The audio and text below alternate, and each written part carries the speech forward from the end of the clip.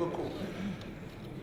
Excellence, Monsieur le Président de la Commission nationale consultative de promotion et de protection des droits de l'homme, Excellence, Monsieur le Conseiller auprès du chef de l'État, Mesdames et Messieurs les ambassadeurs, distingués invités. Au nom de Madame Amaral, la coordonnatrice résidente des Nations Unies, nous allons juste vous donner quelques éléments d'information concernant les objectifs de développement durable. Comme vous le savez, le 27 septembre 2015, les dirigeants de ce monde se sont engagés à mettre en place un agenda intitulé « Transformer le monde ». Comment? Cet agenda, qui couvre la période allant de 2015-2016 jusqu'à 2030, porte sur les objectifs de développement durable. Ces objectifs de développement durable, au nombre de 17, avec 169 cibles, s'appuient sur un triptyque. 1. La dimension sociale. 2. La dimension économique. 3. La dimension environnementale. Il s'agit, mesdames et messieurs, d'un engagement.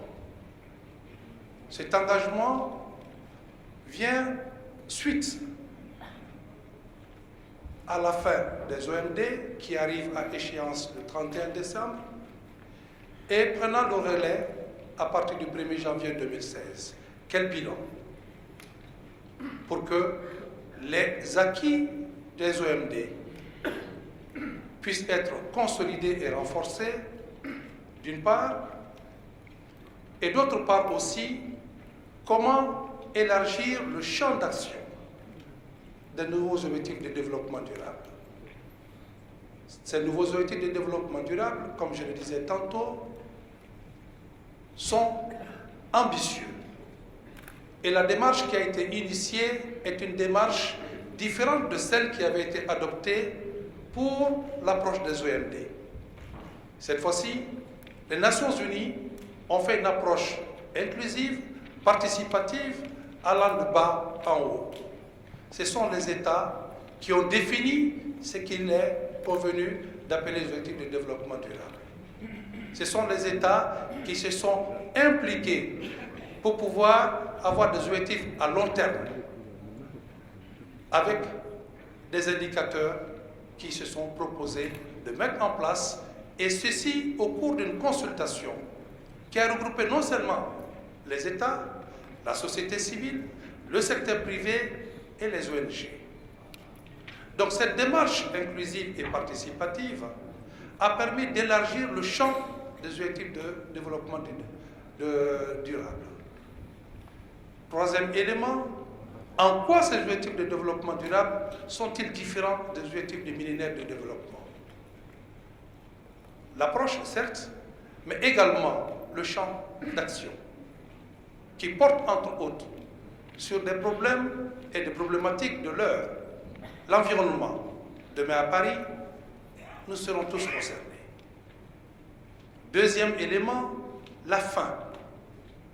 Certes, qui existait dans les OMD, mais qui a été élargie pour qu'une solidarité entre les États puisse être mise à profit. L'autre dimension, c'est l'éducation pour tous. Sans éducation, il est illusoire de parler de développement. L'autre champ qui a été mis en valeur, c'est la santé.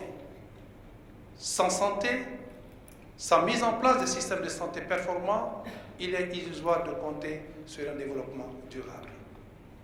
Et enfin, comment financer ces ODD? Comment les financer?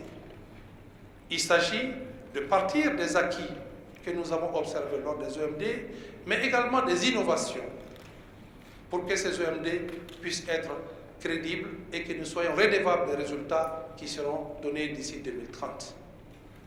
Ces financements, dis-je, doivent être innovants pour que nous puissions tous ensemble voir comment nous pouvons essayer, à partir des financements domestiques, et surtout à partir des financements qui peuvent être obtenus sur des taxations de certains produits, ou bien la contribution de certaines innovations que nous pouvons appeler des innovations pour un monde meilleur. Ces taxations, ces méthodes, ces mécanismes innovants de financement sont laissés à l'appréciation des pays. À la différence des OMD, les ODD ne peuvent ne pas être adoptés dans leur entièreté par les États. Chaque pays est libre de choisir sur les 17 les ODD qu'il conviennent à son contexte et qui sont des priorités de développement. 1. De 2, les indicateurs qui seront produits au niveau international se doivent être adaptés au niveau national à partir des acquis des ODD.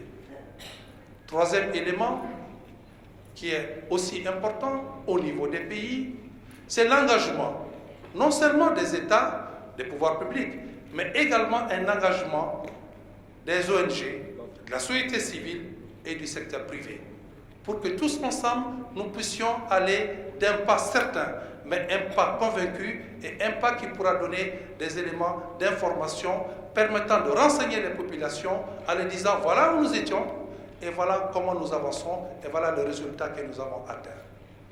Ceci, mesdames et messieurs, en appelle aussi au rôle que le système des Nations Unies est appelé à jouer. Quel rôle? 1.